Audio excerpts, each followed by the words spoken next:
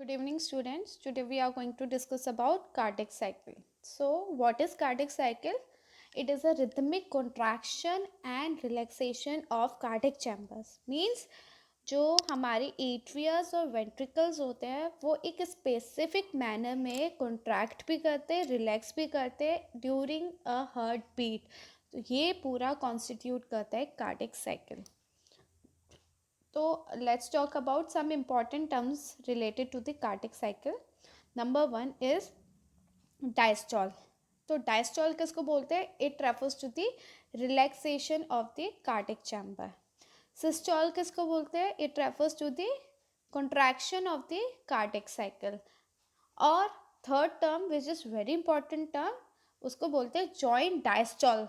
Joint diastole क्या होता है? एक रिलैक्स स्टेट होती है जिसमें दोनों एट्रियस और वेंट्रिकल्स दोनों रिलैक्स स्टेट में होते हैं. ये पूरी तीनों के तीनों टर्म्स बहुत इंपॉर्टेंट है फॉर कार्डियक साइकिल. अब बात करते हैं कि हार्ट बीट कितनी जनरेट होती है एक मिनट में. तो नॉर्मली जो हार्ट बीट जनरेट होगी in a minute that is 72 beats per minute. और जो हार्ट ब्लड पंप करता है इन अ per minute में that is 5 liters in a healthy individual. Now let's talk about cardiac cycle. Normal duration जो होती है cardiac cycle की which is 0.8 seconds. तो अब बात करते हैं the sequence of changes in a cardiac chambers during one cardiac cycle. So let's talk about number one atrial filling and joint diastole stage. तो atrial filling and joint diastole stage में क्या होता है? फिलिंग हो रही है right atriums की with deoxygenated blood. तो डीऑक्सीजनेटेड ब्लड किससे आएगा? सुपीरियर और इंफीरियर वेना केवा से.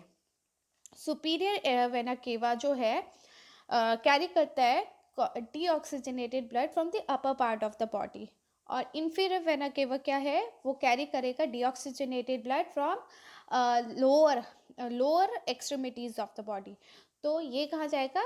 To the right atrium. Whereas जो लेफ्ट एट्रियम होगा वो कैरी करेगा ऑक्सीजनेटेड ब्लड. किससे? पल्मोनरी वीन से. तो अब क्या होगा? यहाँ पे प्रेशर इंक्रीज हो रहा है एट्रिया में और जो बाइकस्पिड और ट्राइकस्पिड वॉल्व है यहाँ पे खुले हुए हैं और आराम से क्या होगा? ब्लड फ्लो कर जाएगा इनटू द रिलैक्स वेंट्रिकल्स. तो अब क्या हो रहा है? प्रेशर जो है ब्लड का बहुत ही लो है तो जो सेमिल्यूनर वॉल्व्स हैं वो अभी नहीं खुलेंगे, ठीक है, वो क्लोज रहेंगे. तो उससे क्या होगा? ब्लड फ्लो नहीं करेगा out of the ventricles. Now let's talk about the second stage which is atrial systole or atrial systole or ventricular diastole stage. तो atrial systole or ventricular diastole stage it is its duration is 0.15 second. atrial systole and ventricular diastole stage in दोनों की stage का जो duration है 0.15 second का है. अब यहाँ पे क्या होता है? इसमें जैसे ही एंड होगा जॉइंट डायस्टोल स्टेज का और नेक्स्ट हार्ट बीट जनरेट होगी तो जो दोनों एट्रियम्स है वो कॉन्ट्रैक्ट करेंगे जिससे फोर्सफुली जो है ब्लड कहाँ जाएगा? वेंट्रिकल्स में जाएगा. साइमल्टेनियसली क्या होगा? जो सुपीरियर और इन्फीरियर वेना केवा है वो क्लोज हो जाएंगे क्योंकि कंप्रेशन हो गया है. और ऐसे ही जो ट्राइकस्पिड और बाइकस्पिड वॉल्व्स हैं वो खुल जाएंगे. ये पूरा का पूरा प्रोसेस है atrial systole and ventricular diastole का. नेक्स्ट स्टेज है ventricular systole and atrial diastole का. तो इस स्टेज में क्या होगा कि शार्प क्लोजिंग हो रही है एवी वॉल्व्स की. शार्प क्लोजिंग होगी एवी वॉल्व्स की जिससे कि बैक फ्लो ना हो ब्लड का वेंट्रिकल्स से, ठीक है. तो यहाँ पे जो शार्प क्लोजर हो रहा है ऑफ एवी वॉल्व्स का ये जनरेट करेगा फर्स्ट हार्ट साउंड. तो first heart sound is the लब साउंड. तो अब क्या हो रहा है? ओवरऑल जो वेंट्रिकल्स का प्रेशर है वो इंक्रीज हो रहा है लेकिन वो प्रेशर अभी भी कम है क्योंकि ज़्यादा प्रेशर का है आपकी ग्रेट आर्टरीज में है. तो ग्रेट आर्टरीज आपकी हो गई पल्मोनरी आर्टरी और आयोटा, उसमें ज़्यादा प्रेशर है as compared to the ventricle में. तो जो पल्मोनरी वॉल्व्स हैं वो अभी भी क्लोज रहेंगी. सेमिल्यूनर वॉल्व्स जो हैं वो अभी भी आपकी क्लोज रहेंगी. नाउ अब क्या होगा, वेंट्रिकल्स जो है कॉन्ट्रैक्ट करेंगे क्लोज चैम्बर में, जिसकी वजह से क्या हो रहा है, जो वेंट्रिकुलर प्रेशर है वो एक्सीड कर रहा है, और जो प्रेशर है वो क्या है, वो फोर्स जनरेट करेगा पल्मोनरी आर्टरी और आयोटा में, जिसकी वजह से जो सेमिल्यूनर वॉल्स प्रेजेंट है आर्टरी में और पल्मोनरी आर्टरी और आयोटा में, वो फोर्सफुली क्या होंगे, ओपन हो जाएंगे, और वहाँ से जो है ब्लड फ्लो कर जाएगा through the semilunar valves to the greater arteries, और ये जो ड्यूरेशन है दैट इज 0.25 सेकेंड का. Now, let's talk about the last stage, which is ventricular diastole, ventricular diastole stage, and atrial diastole stage. इसमें क्या है, यहाँ पे बिगनिंग हो रही है जॉइंट डायस्टॉल की. तो इसमें क्या है, अब दोबारा से क्योंकि वेंट्रिकल्स का प्रेशर जो है अब कम हो गया है, तो अब वेंट्रिकल्स के रिलैक्स स्टेज में आ जाएंगे, और जो प्रेशर है वो गिर जाएगा, है ना. तो मतलब जो ग्रेटर आर्टरीज में जो प्रेशर है वो ज़्यादा है as compared to the ventricles में. तो यहाँ पे क्लोजर हो जाएगा सेमिल्यूनर वॉल्स का and pulmonary artery and aorta. तो जो क्लोजिंग हो रही है सेमिल्यूनर वॉल्स की, ये क्या जनरेट करेगा, सेकेंड हार्ट साउंड जनरेट करेगा which is known as dub sound. तो फर्स्ट हार्ट साउंड क्यों जनरेट हो रही थी, that is the closure of the AV valves. Second heart sound कब जनरेट हुई, that is closure of the semilunar valves. तो जो क्लोजिंग हो रही है सेमिल्यूनर वॉल्स की, ये भी प्रिवेंट करेगा कि बैक फ्लो ना हो ब्लड का वेंट्रिकल्स में. तो जैसे ही लो प्रेशर हो रहा है वेंट्रिकल्स का, अभी भी लो हो रहा है which is still greater than the arterial pressure, तो जो एवी वॉल्व्स है वो क्लोज ही रहेंगी, और फिर क्या होगा, वेंट्रिकल डायस्टॉल जो है डिक्रीज कर रहा है प्रेशर को. अब क्या होगा, अब फिर से क्या होगा, बोथ एट्रियास और वेंट्रिकल्स जॉइंट डायस्टॉल स्टेज में आ रहे हैं, मतलब दोनों के दोनों ही रिलैक्स पोजीशन में है, और ये इसका जो ड्यूरेशन होता है विच इज़ 0.4 सेकेंड्स. तो ओवरऑल जो एक कार्डियक साइकिल का ड्यूरेशन होता है इट इज़ 0.8 सेकेंड. अब लेट्स टॉक अबाउट समरी. तो नॉर्मल हार्ट रेट जो होती है ह्यूमन की, it is 72 times beats per minute, ठीक है. नाउ जो टाइम टेकन है एक कार्डियक साइकिल का विच इज़ 0.8 सेकेंड का. दूसरी जो नेक्स्ट स्टेज आती है 0.25 सेकेंड की, उसमें एट्रिया कॉन्ट्रैक्ट करते हैं, वेंट्रिकल्स रिलैक्स करते हैं, और यहाँ पे जो एवी वॉल्व्स होती है वो क्लोज होती है. जैसे ही एवी वॉल्व्स क्लोज होंगी वो फर्स्ट हार्ट साउंड बनाएगा विच इज़ लब साउंड. यहाँ पे वेंट्रिकल्स कॉन्ट्रैक्ट करते हैं, सेमिल्यूनर वॉल्व्स भी क्लोज होती है लेकिन बाद में खुल जाती हैं. नेक्स्ट स्टेज है 0.4 सेकेंड की. 0.4 सेकेंड में क्या है, एट्रिया रिलैक्स करती हैं, वेंट्रिकल्स भी रिलैक्स करेंगे, सारे के सारे चैम्बर्स जो हैं हार्ट के वो रिलैक्स करें. यहाँ पे सेमिल्यूनर वॉल्स क्लोज है, यहाँ पे सेकेंड हार्ट साउंड बन रही है डब साउंड. तो सारी की सारी वॉल्स जो हैं इनिशियली क्लोज है, लेकिन एट्रियोवेंट्रिकुलर वॉल्स जो है लेटर ऑन खुल जाएंगी. तो ये आपका हो गया पूरा का पूरा कार्डिक साइकिल का. Now come to the ECG. So ECG क्या होता है, it is a graphical representation of the electrical activity of the heart during a cardiac cycle. So basically इसमें क्या होता है, पेशेंट को कनेक्ट किया जाता है मशीन से. उसमें 3 लिम्ब लीड्स होती हैं और 6 चेस्ट लीड्स होती हैं.